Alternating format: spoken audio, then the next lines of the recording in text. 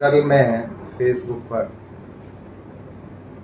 तथाकथित जो अपने आप को क़यादत बार बार क़यादत का नाम देते हैं, उनकी बात को सुना मैंने। किसी गांव में वो जिला पंचायत का जो चुनाव चल रहा है उसमें किसी गांव में बोल रहे थे। उनकी बात सुनकर बड़ा अजीब सा लगा और उससे ये लगा कि राजनीतिक पतन उनका इतना हो चुका है कि उस प्रेशर को वो झेल नहीं पा रहे हैं और उनका शायद कुछ दिमागी तौर पर दिमागी संतुलन कुछ बिगड़ गया है और वो इस प्रेशर को, राजनीतिक प्रेशर को झेल नहीं पा रहे हैं। और उसी एहसास को कराते हुए उन्होंने कल का भाषण वहां पर दिया, जिसमें उन्होंने एक बात कही कि मैं जिसको भी मैं विधायक बनाता हूं। उन्होंने मेरे बारे में एक बात कही कि मैं उनको भी लेकर के आया था, घर से उठा करके लेके आया था और उनको मैंने टिकट दिया और उनको विधायक बनाया और वो भी पीठ में छुरा घोंप कर चले गए। ये बड़े शर्म की बात है। इस तरह की भाषा का प्रयोग हमने कभी अपनी लाइफ में नहीं किया। मैं उनसे पूछना चाहता हूं, कहना चाहता हूं, आपके माध्यम से उनको बताना चाहता हूं कि मैं मानता हूं कि मैं चूंकि उसी वक्त मैं बहुजन समाज पार्टी छोड़ करके कांग्रेस में उनके साथ आया था और टिकट में उन्होंने मेरी सपोर्ट की, लेकिन जिताने की जहां तक बात है उस पर क्वेश्चन मार्क मैं लगाता हूं। चूंकि उस वक्त भी उन चीजों पर मैं डिटेल में नहीं जाना चाहता जो उस वक्त भी मेरे सामने आई और दूसरे कैंडिडेट्स के सामने भी, जैसे आशु मलिक जी यहां से चुनाव लड़े हैं इस बार, उनके चुनाव में भी मुझे उनकी तरफ से देखने को मिली। मैं उसमें इतना ही कहना चाहता हूं कि उन्होंने मुस्लिम उनको बर्दाश्त नहीं है। वो कहते हैं मसूद अख्तर ने धोखा दिया। मैं बताऊंगा आपको कि मसूद अख्तर ने दिया या उन्होंने मसूद अख्तर को धोखा दिया। मैं उनसे पूछना चाहता हूं कि 5 साल मैंने बिना किसी उजर के उनको अपना नेता कहा। एक लाइन अगर आप लोगों के माध्यम से ही मैं आपसे पूछना चाहता हूं, अगर मेरी कोई रिकॉर्डिंग, कोई मेरा स्टेटमेंट अगर आप ऐसा दिखा दें कि मैंने उनके बारे में एक भी शब्द ऐसा बोला हो कि जिसमें यह झलकता हो कि मैं उनसे अलग हटके अपनी राजनीति कर रहा हूं, तो मैं आज ही राजनीति से संन्यास ले लूंगा।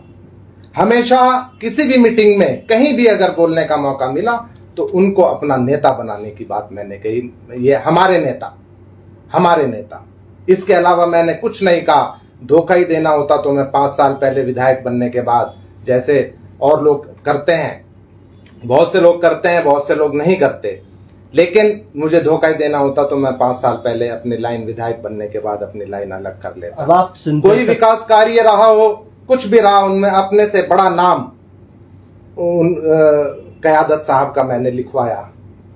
कोई भी मामला रहा हो उसमें सबसे पहले उनको पूछने का काम किया हो। आज जब 5 साल के बाद जब वो मुझे छोड़ना चाहते थे, जब मेरे से पीछा छुड़ाना चाहते थे, तब भी मैंने उनको कहा मुझे अगर धोखा देना होता तो मैं 6 महीने पहले मेरे पे ऑफर था,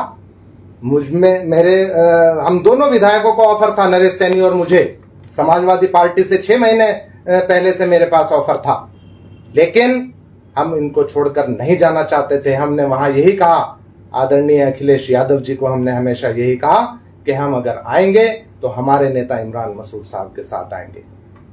लेकिन उन्होंने क्या किया कि एंड में जब चुनाव का वक्त आया तो उसमें मुझे छोड़कर ही वो अपना रास्ता अलग, जब उन्होंने देखा कि इसने तो टिकट भी अपना हमारे ऊपर कुर्बान कर दिया, तो फिर मुझे जबरदस्ती उन्होंने छोड़ करके अपने आप जा करके आदरणीय अखिलेश यादव जी से वो मिले। तब मुझे अपना रास्ता अलग करना पड़ा।